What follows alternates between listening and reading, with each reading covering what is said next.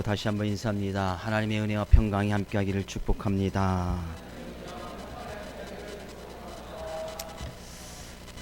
어느 할머니가 뒤늦게 예수를 믿게 되었습니다.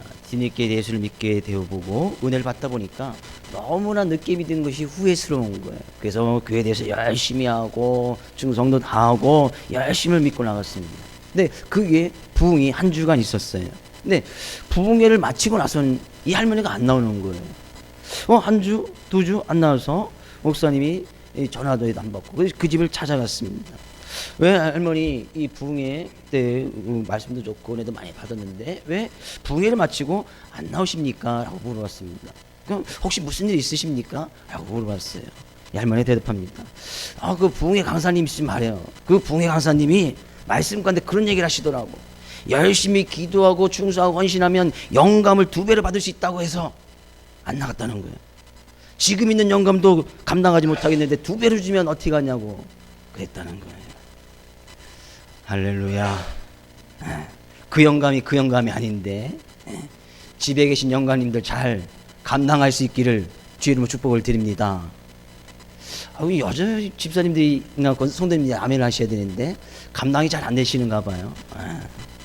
오늘 주님이 주신 귀한 말씀을 통해서 은혜를 받고 영감뿐 아니라 영감 되신 분도 마찬가지예요. 부인 감당하기 쉽겠습니까? 하나님 주신 놀라운 은혜로 말미암아 하나님께 주신 힘과 능력으로 또한 집안의 가족과 또한 친치 이웃 모든 사람들에게까지도 그런 은혜와 사랑을 베풀어주고 나눠줄 수 있는 바로 그런 은혜를 받을 수 있기를 주의 이름으로 축복을 드립니다.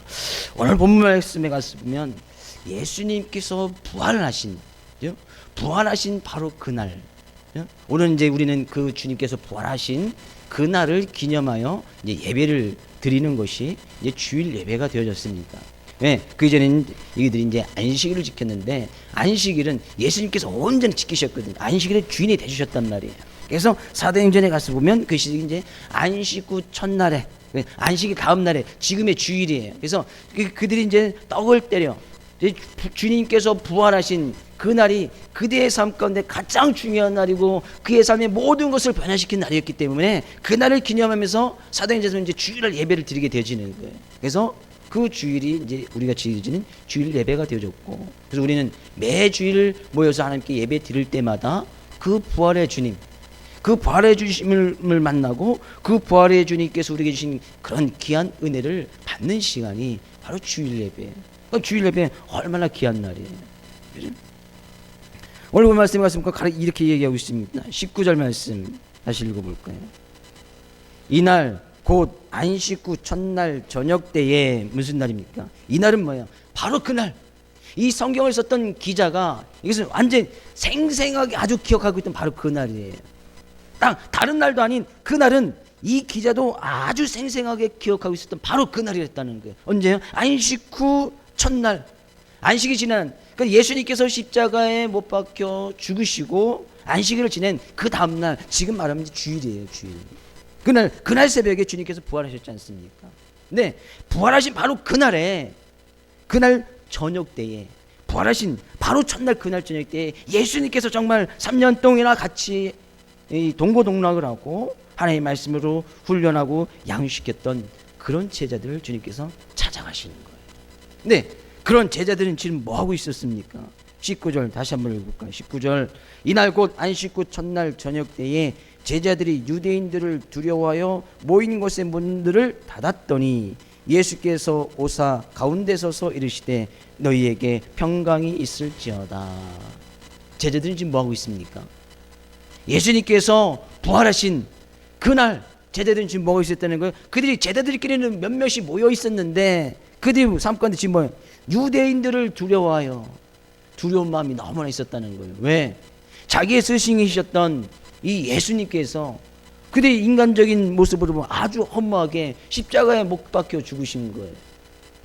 예수님께서 지금 뭔가 좀 개혁을 일으키고 변화를 일으키고 나라를 뒤집어서 훌륭한 지도가 될 줄 알았고, 어떤 사람들에게는 그 예수님이 왕이 될 줄 알았었고, 심지어도 예수님께서 뭔가 지도 사회를 변화시키고 개혁시킬 수 있는 그런 리더다를 울뚝 설 줄로 알고 있었던 제자들도 있었어요.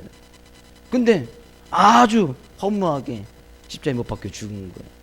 그러니까 그런 두려움이 이 제자들에게도 온 거예요.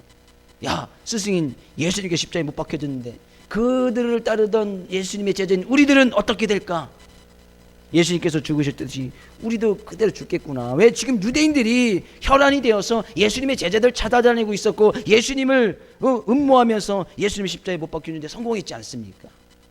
그러니까 제자들이 그들이 모여 있었으나 지금 두려워해서 문을 꽁꽁 잠가두고 그들이 두려움 가운데 지금 그들이 모여서 야, 어떻게 하면 좋지? 어디로 피신을 갈까? 어디로 도망을 갈까? 아니 이제 뭐 먹고 살지? 하면서 그들이 꽁꽁 문을 닫아두고 두려워 떨고 있었다는 거예요.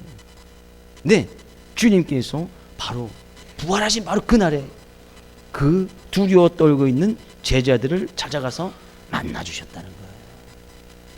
오늘 이 시간 부활의 주님이 여러분들을 다 만나주시고 위로해주시고 치유해주시고 놀라운 은혜를 부어주시기 위해서 이 자리에 함께 하신 줄로 믿습니다. 그럼 부활의 주님, 제가 만약에 예수님이었다면 제자들을 안 찾아갔을 것 같아요. 왜요? 제자들 다 배신하고 배반하고 어떤 사람은 모른다 도망가고, 예수님께서 스승이 정말 죽음을 같이 하면서 동고동락했던 그 예수님께서 스승이 죽었다면 최소한 제자들이 예수님의 시신을 가져다가 그 예수님의 시신을 그래도 장사는 치러야 될 거 아니에요. 근데 예수님의 12 제자 중에서는 그 일을 한 사람이 아무도 없었어요. 뿔뿔이 흩어져 도망가기 바빴단 말이에요. 왜? 두려우니까. 자기가 죽을까봐 두려우니까. 우리는 예수님을 믿으면서도 이런 두려움이 여전히 존재합니다. 부활의 주님께서는 그렇게 두려움을 떨고 있는 그 전 제자들을 또 만나주시길 원하셨다는 거예요. 참 이해가 되지 않습니다. 우리는 예수님을 믿으면서도 여전히 두려움에 떨고 있습니다. 무엇 때문에 두려움에 떨고 있어요? 이들은 지금 무엇을 잃을까봐 두려움에 떨고 있었어요? 그들의 생명을 잃어버릴까 봐. 생명을 잃어버린다는 것은 뭐예요? 그 가지고 있는 모든 것을 잃어버리는 거예요. 자기 일도 잃어버리고 자기 가족도 잃어버리고 인간관계며 친구며 권력이며 재물이며 돈이며 다 잃어버리는 거예요. 근데 그것이 잃어버릴까 봐 너무나 두려웠단 말이에요. 사람들이 생명같이 여기는 것이 무엇이 있습니까? 우리가 지금 예수님 믿으면서 지금 두려움에 떨고 있는 것이 뭐예요? 뭔가 잃어버릴 것이, 뭔가 잃을 것이 있을 것 같으니까 두려운 거 아닙니까? 뭔가 지금 내가 예수님을 믿음으로 해서 포기하고 버려야 될 것이 있기 때문에 그것 때문에 두려운 거 아니겠습니까? 만약에 예수님 믿는데 그런 것이 하나도 없어요. 예수 믿는데 버릴 것도 없고 잃어버릴 것도 없고 포기할 것도 없어요. 그러면 두려워할 이유가 아무것도 없는 거예요. 근데 예수님 믿고 따르려고 하다 보니까 십자가의 죽음이 두렵고 내 생명이 두렵고 내가 이 일을 하게 되면 내가 하는 일들은, 내 가족들은, 내가 가진 재물들은, 내 친구들은, 내가 가진 이 권력들은 많은 부분에서 내려놓고 포기해야 되는데 그거 정말 두려운 일 아니겠습니까? 쉬운 일이 아니란 말이에요. 예수님을 그렇게 따랐던 제자들도 그게 두려워하면서 자기 가진 것을 잃어버리고 포기하게 될까 봐. 네, 예수님은 그렇게 두려워 떨고 있는 그 제자들, 어떻게 보면 배신감을 느끼고 배반감을 느꼈을 그 예수님께서 부활하신 바로 등 아래 자기의 제자들이, 사랑했던 제자들이 지금 두려워 떨면서 문을 꽁꽁 잠그고 그들이 모였던 그 자리에 예수님께서 찾아오셨단 말이에요. 행여는 우리 삶 가운데 두려움이 있습니까? 예수를 믿는데 뭔가 잃어버리고 포기하고 버려야 되는 것 때문에 두려움이 있습니까? 두려움의 근본은 다 거기에 있는 거예요. 근데 그 두려움의 근본, 왜 그것 때문에 두려워하는가? 그 밑에 잘 가보면 우리의 제약된 모습이기 때문에. 왜 버리지 못합니까? 우리의 욕심. 왜 포기 못합니까? 우리의 정욕 때문에. 왜 내가 내려놓지 못합니까? 내가 더 많은 것을 가지려고 하는 내 자신의 이기심 때문에 그것을 버리거나 포기하거나 내려놓지 못하는 거 아니겠습니까? 그런 어떤 우리의 삶 가운데 그런 악한 생각, 죄악의 근본이 가지고 있는 이 죄의 문제 때문에, 우리의 인간의 본성 때문에 여전히 우리는 예수님 믿으면서도 두려워 떨고 사는 그런 모습이 우리의 삶 가운데 있게 되어진다는 거예요. 최소한 사람이라면, 예수님부터 정말 3년간 훈련을 받고 교육을 받았던 주님의 제자라면 두려움과 그런 떨리는 모습으로 문을 꽁꽁 가다 담그는 거리들은 없어졌음에도 불구하고 여전히 제자들은 두려워 떨고 누구에게 들킬까봐, 행여나 자기 삶 것을 잃어버릴까봐 두려워 떨고 있었다는 거예요.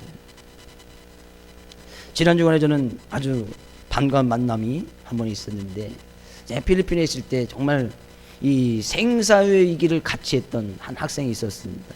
제가 선교사로 활동하고 있을 때 이제 영어 공부를 한국에서 공부하다 안 되니까 그것 때문에 이제 필리핀으로 이제 유학을 온 친구가 하나 있었어요. 중학교 때 당시에 3학년이었나요? 3학년이었는데 저는 이제 가서 한 1년 반 정도 생활을 했고, 이리 오고 나서 이제 저희 간정씨에도 말씀드렸지만 한 3개월 이 학생들이 와서 공부하는 건데 한 3개월 정도 있다가 아주 큰 태풍, 어마어마한 태풍이 왔습니다. 지금 필리핀에 자주 태풍이 옵니다만 그거만큼 큰 피해를 입은 태풍 아직까지는 보지 못했어요. 근데 어마어마하게 큰 태풍이 온 거예요.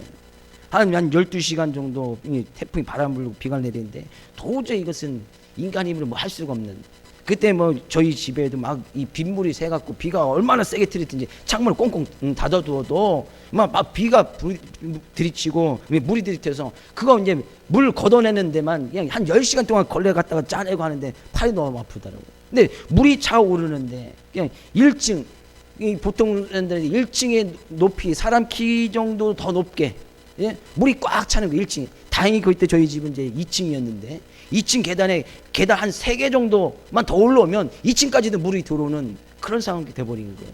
근데 이 친구들도 집이 당연히 필리핀 집은 이제 복층으로 돼 있어서 아래층 위층이 돼 있었는데 비가 오다 보니까 계속 물이 차니까 2층으로 피신해 있는 거예요. 근데 만약에 거기까지도 올라가 버리면 더 이상 갈 데가 없는 거예요. 뭐 지붕 위로 올라갈 수도 없고 꼼짝없이 다 죽었구나. 뭐 서로 전화도 안 되고 떨어져 있고 연락이 안 돼서 야 죽었구나 라는 생각을 했답니다. 그런 가운데서 우여곡절 끝에 이제 비가 그치게 되어지고 물이 빠지는데도 한 10시간 이상이 걸립니다. 그 다음날 아침이 되어서야 물이 딱 빠지고 해가 동그랗게 떴는데 그 해가 얼마나 원망스럽던지. 야 비가 어젯밤에는 그렇게 비가 내려서 사람 일찍까지 쫙 자다가 그 다음에 해가 말짱하게 뜬 거예요. 와 진짜 원망 불평이 막 올라오더라고요. 야 저 해가 뭔가. 근데 그렇게 생사오락을 같이 했습니다. 그런 가운데서 한 나흘 정도 있다가 그 친구들 성교사님이 또 그 지역을 돌아다니는데 사람들이 뭐 시신이 그냥 막 길바닥에 널브러져 있는 거예요. 치울 사람도 없고 치울 인력도 없고 길이 차도 다니지 않으니까 그냥 사람들이 막 널려져 있는 그런 모습을 볼 때 정말 하나님께서 이 땅을 통해서 무언가를 이루시기를 원하시니까. 근데 그런 위기 가운데서 생사고를 같이 했습니다. 한 2년 동안 같이 생활했습니다. 근데 이 친구가 나중에 영어도 잘하고 뭐 대학도 잘 가서 스튜디오스가 됐어요. 세계에서 가장 많은 항공기가 뜨는 아랍에미레이트 거기에 된 거예요. 제가 봤을 때는 키는 좀 크긴 한데 인물은 글쎄 스튜디오스 된 인물이 많은 것 같은데, 하여튼 나중에 제가 사진을 보여드리면 이 친구가 스튜디오가 됐어?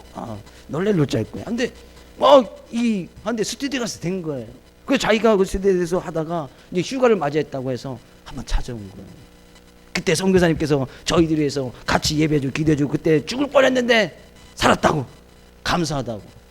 최소한 사람이라면 정말 동고동락을 같이 하고 죽을 위기 가운데서 예수님께서 제자들에게 그런 모습을 보였다면 최소한 제자들은 그 주님 위해서 장사도 치러야 되고 그 주님 위해서 뭔가 액션을 보여줘야 될 거 아니겠습니까? 최소한 사람이라면.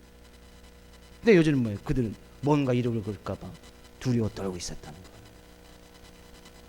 그런 주님은 우리의 죄악된 모습을 위해서 자기의 생명을 주셨다는 거예요. 믿으십니까? 예수님의 십자가의 죽음이 있었기에 지금 우리가 이 자리에 있었단 말이에요. 예수님께서 우리를 사랑하사 우리에게 모든 걸 주셨단 말이에요. 그 예수님 믿고 나가는 우리들에게는 왜 그 예수님께서 우리에게 모든 것을 주시고 제사함을 주시고 구원을 해주시고 부활을 허락해 주시고 어떤 영생을 허락해 주셨는데 그 예수 믿고 나가는 우리들에게 왜 여전히 이런 두려움과 떨림이 있고 뭔가 들킬까봐 남의 이식의 세계에서 이복을 생각해서 여전히 문을 가다두고 그런 떨림 속에서 살아가느냐. 근데 놀라운 일은 그 가운데 주님께서 찾아오셨어요. 두려워 떨고 정말 남의들에게 들킬까봐 벌벌 떨고 있는 그 제자들에게 와서 하시는 부활 당일 그날에 주님께서 오셔서 하신 말씀이 너희에게 평강이 있기를 원한다는 거예요. 너에게 평강이 있을지어다. 21절에도 얘기합니다. 너에게 평강이 있을지어다. 왜 두려워 떨고 있느냐. 예수님 믿는데 왜 당당한 모습으로 나는 예수 믿는 사람이요, 난 그리스도인이라고 이야기하지 못하느냐. 왜 예수님 믿으면서 여전히 두려워 떨면서 뭔가를 잃어버리는 것을 놓지 못하고 포기하지 못하고 뭔가 그것 때문에 두려워 떨고 있느냐는 얘기예요. 그럼 주님이 이 시간 우리에게도 동일하게 말씀하고 있습니다. 삶 가운데 두려움이 있습니까? 삶 가운데 떨림이 있습니까? 삶 가운데 뭔가 포기하지 못하고 내려놓지 못한 부분들이 있습니까? 주님께서 와서 말씀하시는 거예요. 너희에게 평강이 있을지어다. 너희에게 평강이 있을지어다. 그래서 예수님께서 제자들에게 훈련하실 때에도 야 너희들이 다니면서 그 집에 평안이 있기를 빌어주어라. 그 집에 가장 중요한 것이 평안이라는 거예요. 왜? 사람들은 이런 죄 문제 속에서 올라온 이 두려움과 떨림 속에 늘 살아갈 수밖에 없거든요. 이 죄 문제가 해결되지 아니하면 삶 가운데 참 평안이 있을 수 없거든요. 그러니까 어느 집을 방문하든지 먼저 평안하기를 먼저 빌어주라는 거예요. 그러면 그 너희가 빈 그 평안이 그 집에 임할 것이고 너에게도 동일한 그런 평안이 있게 될 것이다라고 말씀하고 있는 거예요. 옆에 있는 성도에게 인사합니다. 성도님에게 주님의 평강이 함께하기를 축복합니다. 그렇게 빌어주면 주님의 평강이 임한다는 거예요. 그렇게 빌어주면 저는 이 평강, 이 평안, 부활하신 주님께서 그날 바로 이 날에 주님께서 제자들에게 두려워 떨고 있는 그런 제자들에게서 오셔서 평강이 있을지어다 말씀하신 그 주님, 그 주님이 지금 우리를 만나주시기를 원하고 삶 가운데 모든 것을 주님께 맡기고 나가기를 원하시는 그런 주님의 은혜, 그런 은혜 가운데 거할 수 있기를 주의 이름으로 축복을 드립니다. 왜 평강이 있으라는 거예요? 왜 평강이 있게끔 말씀하셨습니까? 에베소서 2장 14절에서 18절 말씀에 가서 볼까요? 에베소서 2장 14절에서 18절 같이 읽어보겠습니다. 그는 우리의 화평이신지라 둘로 하나를 만들사 원수된 것 곧 중간에 막힌 담을 자기 육체로 허시고 법조문으로 된 계명의 율법을 폐하셨으니 이는 이 둘로 자기 안에서 한 세 사람을 지어 화평하게 하시고 또 십자가로 이 둘을 한 몸으로 하나님과 화목하게 하려 하심이라.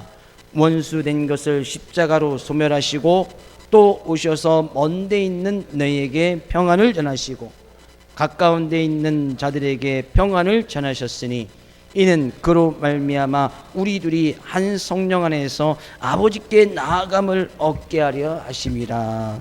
그는 예수 그리스도는 우리의 화평이신지라. 왜 예수님께서 우리에게 화평, 평강, 평안 다 똑같은 이야기거든요. 왜 평강이 있을지다 이야기하고 있습니까? 예수님 그 자체가 평강이신데 그 예수님을 온전히 믿게 나가지면 삶 가운데 평강이 있게 되어진다는 거예요. 그 예수님은 화평이신데 이 화평의 의미는 바로 그런 거예요. 둘로 하나를 만드사 원수된 것. 원수된 것이 뭐예요? 하나님으로부터 멀어졌던 우리의 삶의 모습을 이야기하는 거예요. 원래 우리는 하나님의 형상을 가지고 하나님과 늘 교제하면서 하나님께 주신 귀한 말씀 속에서 은혜 속에서 늘 살아가야 되는 것이 우리의 원래 모습이었어요. 근데 이 원수되어졌다. 죄로 말미암아 사람과 하나님과 관계가 멀어져 버렸다는 영적인 죽음에 자에게 빠져버렸다는 거예요.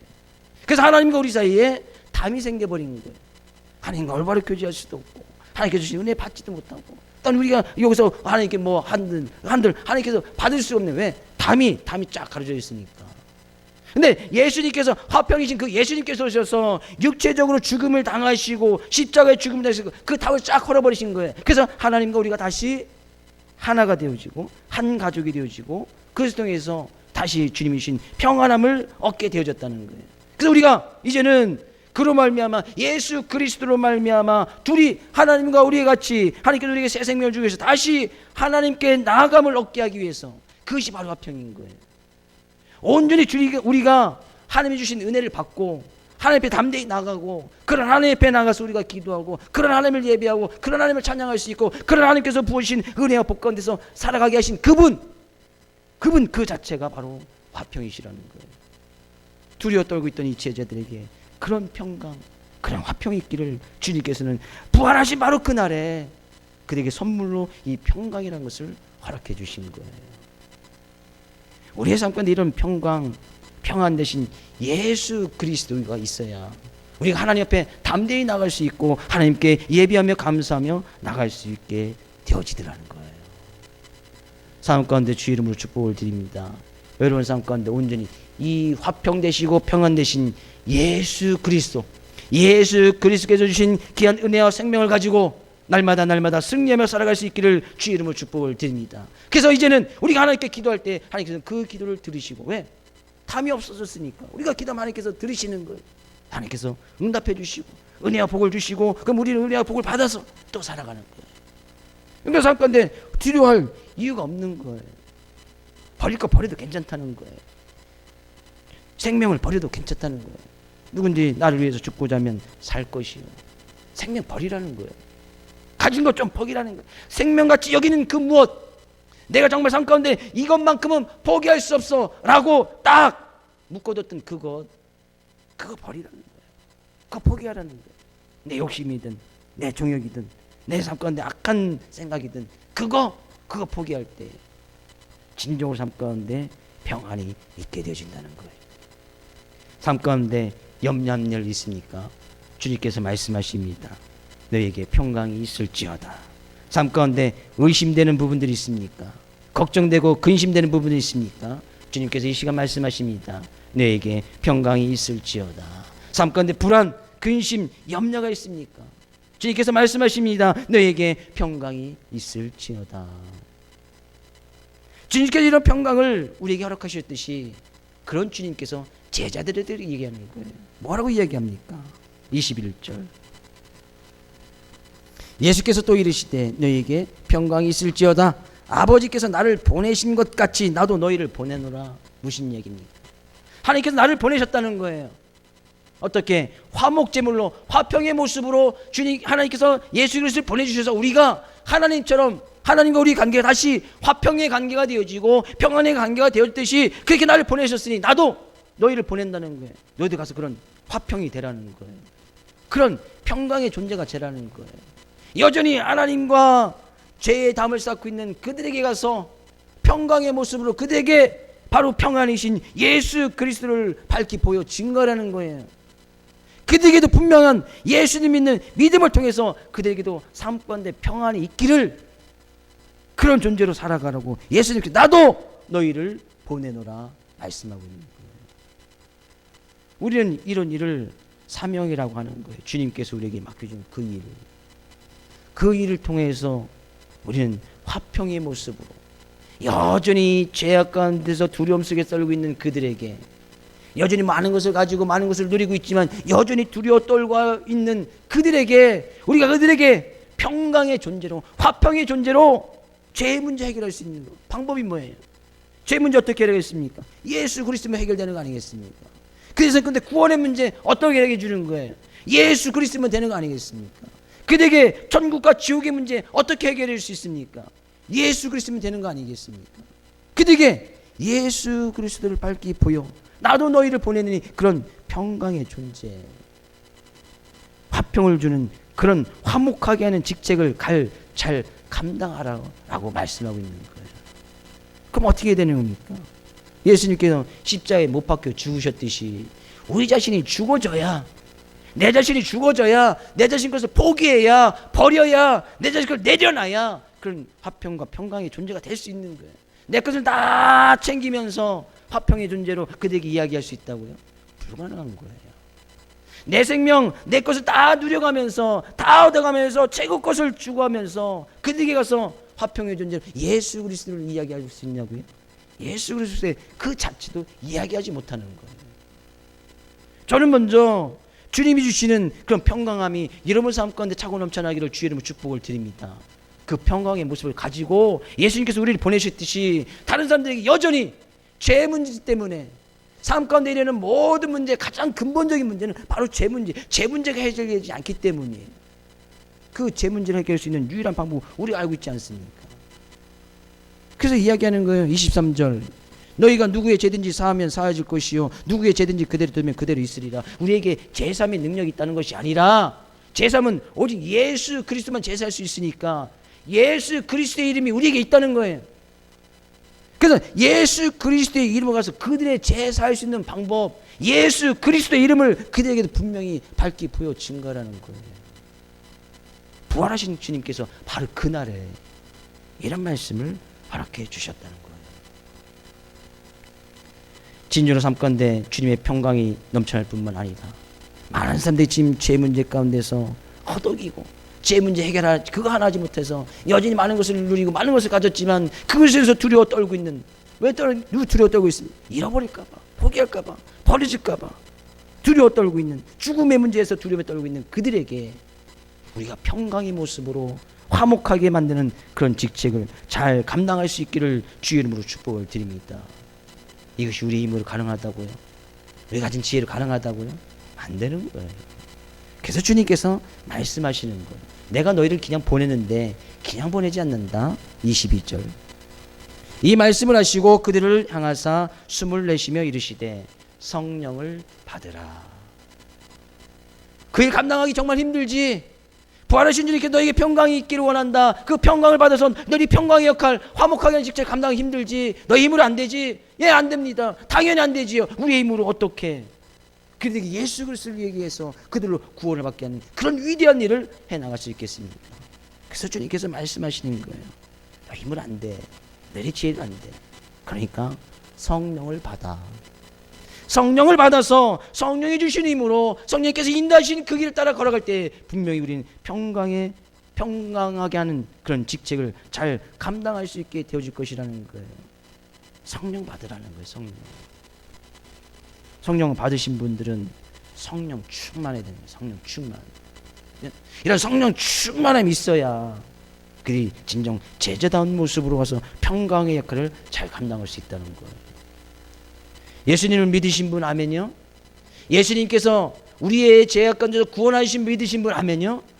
성령 받으신 거예요. 왜? 성령으로 하지 않으면 이렇게 고백할 수가 없으니까.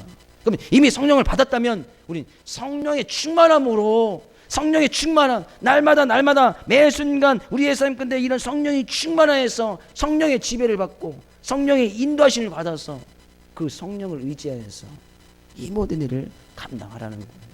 우리의 맡겨진 일을 감당하라는 거예요. 이 화평과 평강의 지책을 감당하는 것이 쉽지 않기 때문에 예수님께서 그냥 가서 해라고 하는 것이 아니라 성령 받아서 성령의 힘을 의지해서 그 일을 잘 감당하라는 거예요. 주님께서 얼마나 크신 은혜와 사랑을 주시고 있습니까? 여전히 두려워 떨고 있는 그런 제자들에게 부활하신 바로 그날에 주님께서 말씀하셨단 말이에요. 근데 그렇게 말씀하실 때 그 자리에 도마라는 사람이 어디 갔었는지 그 자리에 없었습니다. 제자들이 이야기합니다. 우리 부활하신 주님 만났다. 웃기요. 죽은 사람이 어떻게 살아나. 내가 그 부활하신 주님을 만나보고 손가락, 못 박힌 손가락 보고 옆구리 창 찔렸는데 거기에 내가 손을 직접 넣어봐야 내가 믿을 수 있어 라고 도마가 이야기를 했어요. 의심 많은 도마라고 보통 우리는 이야기를 하죠. 근데 더 중요한 것은 26절 가서 보니까요, 여드레를 지나서 8일쯤 지나서 제자들이 다시 모여있던 그 가운데 도마도 같이 있는 그 자리에 주님께서 또 오셨단 말이에요. 26절 가서 볼까요? 여드레를 지나서 제자들이 다시 집 안에 있을 때 도마도 함께 있고 문들이 닫혔는데 예수께서 오사 그 가운데 서서 이르시되 너희에게 평강이 있을지어다. 여전히 제자들은 주님께서 평강이 있을지어다 이야기하고 성령을 받으라고 이야기했음에도 불구하고 8일이 지난 가운데서 여전히 두려워 떨고 있는 모습이 그대로 남아 있었습니다. 왜요? 증거가 뭐예요? 그들이 함께 있던 모인 그곳이 문들이 꼭 닫혀 있었다는 거예요. 왜? 들킬까봐, 죽을까봐, 생명을 잃어버릴까봐. 예수님께서 평강이 있을지어다 라고 하신 그 말씀 이해도 8일이 지나도록 여전히 두려워하고 모습은 계속 있었어요. 왜? 주님께서 말씀하신 이 성령을 받으라. 아직 성령을 받지 못했기 때문이에요. 근데 그 8일이 지난 도마가 같이 있던 그 가운데 주님께서 다시 말씀하십니다. 너에게 평강이 있기를 원한다. 그러니까 주님께서 부활하신 주님께서 주님을 믿고 나가는 사람들 가운데 정말 원하시는 것이 바로 주님으로부터 오는 그 평강, 그 평강이라는 거예요. 우리 이 평강이 있어야 이 세상의 삶 가운데서 주님을 온전히 닮아가고 주님을 따라갈 수 있는 거예요. 이 평강이 없으면 살아갈 수가 없는 거예요. 두려워 떨면서 여전히 삶건데 근심과 걱정으로 늘 그런 것 때문에 그것 하나 해결하지 못해서 그거에서 얽매이면서 살아갈 수밖에 없는 그런 우리 존재라는 거예요. 그래서 부활하신 주님이 정말 주님 믿고 따라가는 그런 제자들에게 하시는 말씀, 제발 이 평강을 가져. 제발 이 주님께서 주는 이 평안을 누리면서 살아가라는 거예요. 그런 도마가 그런 주님을 딱 보고 나서 주님께서 말씀하시죠. 야, 내 손가락 봐. 내 꼬리 손 넣어봐. 도마가 거기서 탁 깨진 거예요. 아, 주님은 나의 주님이시고 나의 하나님이십니다. 예수님께서 말씀하십니다. 믿음 없는 자가 되지 말고 믿는 자가 되라. 너는 나를 본고로 믿느냐? 믿지 않고 보지 못하고 믿는 자들은 복되도다. 예수님께 십자가의 죽음을 보신 분 계십니까? 2000년 전에 그죠? 예수님께서 부활하신 모습, 부활하신 그날 당일날 거기 계셨던 분 계십니까? 물론 은혜로 살아계신 주님을 만나긴 했습니다. 그 현장이 없었어요. 근데 주님께서 말씀하시는 거예요. 본고로 믿느냐? 말씀이 창세기부터 계시록까지 그런 하나님의 놀라운 사랑을 이야기하고 있는데 그걸 꼭 봐야 믿느냐 그런 얘기예요. 보지 못하고 믿는 자들은 정말 복된 것이다. 살아계신 주님을 믿으신 분 아멘요? 그분이 우리 주 그리스도시고 구세주신 분을 믿으신 분 아멘요? 정말 복된 인생 살아가는 거예요. 주님께 주신 그 평강의 모습으로 살아가고 있단 말이에요. 그래서 우리는 삶 가운데 어려움이 와도 그것 때문에 너무나 주저앉아서 몇 날 며칠씩 끙끙 앓고 머리 싸매고 누워 계신 분 안 계시지요. 잠시 몇 시간은 몇 분 동안은 그럴 수 있으나 뭐 그것 때문에 사네 못 사네 하지 않아요. 왜? 그런 모든 문제도 주님께서 나에게 다 맡기라. 주님께 주신 평강함으로 그것을 이겨나갈 수 있게 되진다는 거예요. 그것이 바로 믿음이라는 거예요. 야, 너는 믿음 없는 자가 되지 말고 믿는 자가 되라. 믿는 자가. 그것이 바로 믿음이에요. 주님께서 우리의 삶 가운데 모든 것을 감당해 주시고 제사함과 영생을 허락해 주셔서 우리의 죄 문제를 해결해 주셔서 우리의 삶 가운데 두려움이 떠나가게 하시고 삶 가운데 평안이 있게 만드시는 분, 우리의 생명을 포기해도 주님께서 그 생명 가운데 영생을 허락해 주시라고 믿는 그 자체, 그것이 바로 믿음이에요. 그러니까 우리는 당당하게 포기할 수 있는 거예요. 당당하게 나의 생명 버릴 수 있는 거예요. 주님을 위해서 당당하게 나의 삶 가운데 생명처럼 여기는 그것, 내가 정말 이것만큼은 양보하지 못해, 그 어떤 것도 양보하지 못해 라고 했던 그것마저도 주님 앞에 다 포기해버리는 거예요. 그때 평안이 오는 것이고 그것을 주님께서는 믿음이라고 말씀하시고 그런 삶을 살아가는 사람이 복된 삶을 살아가는 것이다 라고 말씀하고 있는 거예요. 저는 이런 믿음이 여러분 삶과 저의 삶 가운데 주님이 오신 그날까지 이 믿음을 부여잡고 열심히 주님을 향해서 달려갈 수 있기를 주의 이름으로 축복을 드립니다. 부활하신 주님께서 제자들에게 가장 먼저 주셨던 그 선물 평강의 선물, 여러분과 저의 삶 가운데 차고 넘쳐나기를 주의 이름으로 축복을 드립니다. 그 평강이 있다는 것을 믿고 나가는 것, 그것이 바로 믿음이에요. 그 믿음은 절대 잃어버려서는 안 되는 거예요. 아, 주님께서 함께 해주시겠지. 결국에요, 이 제자들이 예수님께서 부활하시고 나서 40일 동안 지상에 계셨다가 결국에 승천하시고 하나님 앞으로 가시거든요. 그 40일 동안에도 이 제자들은 여전히 두려워 떨고 있었어요.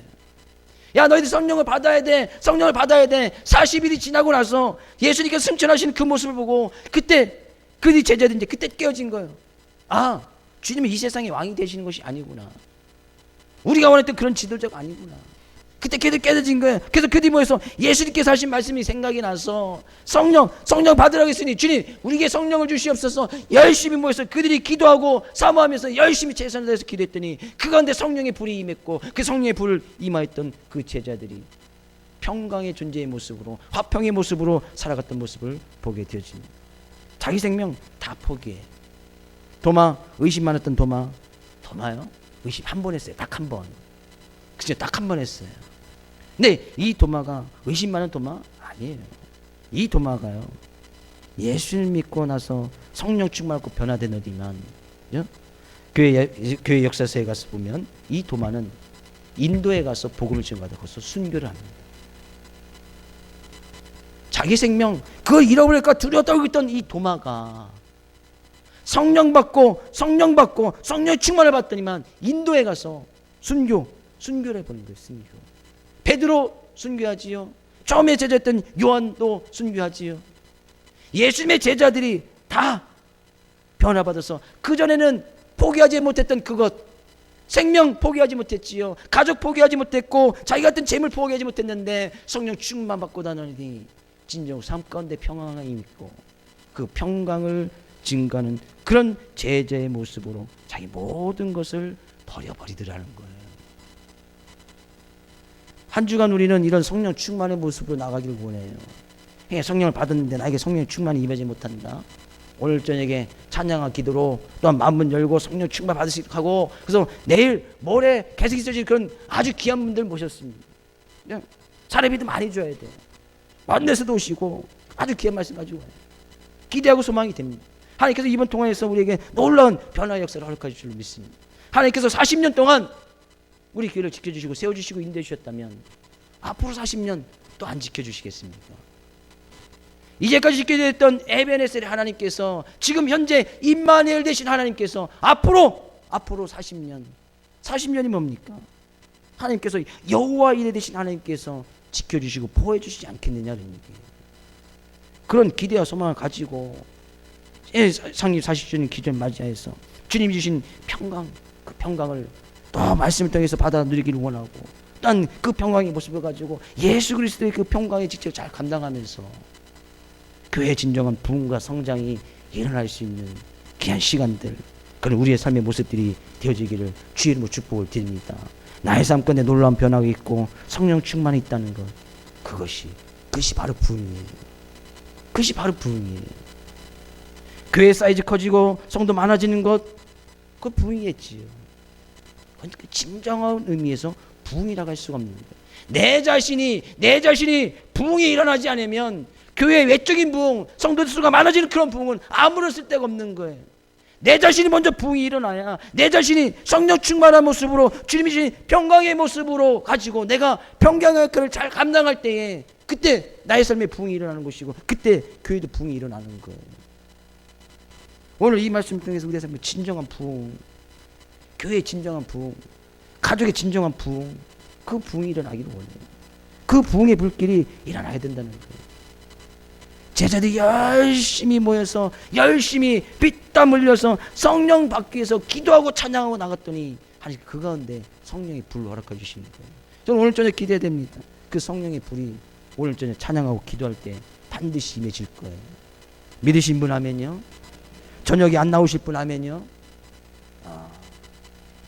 열심히 말씀을 잘 듣고 계시고 여기서 아멘하면 큰일 나는 거예요. 예? 그런 은혜와 평강이 삶 가운데 차고 넘쳐서 부활하신 주님께서 바로 그날, 얼마나 다급했으면 다른 날도 아니에요, 부활하신 그날에 제자들 따라가서 평강이 있을지어다 말씀하셨듯이 그 평강의 모습으로 승리하며 예수 그리스도의 그런 화목하게 하는 직책을 잘 감당하며 살아갈 수 있기를 주의 이름으로 축복을 드립니다.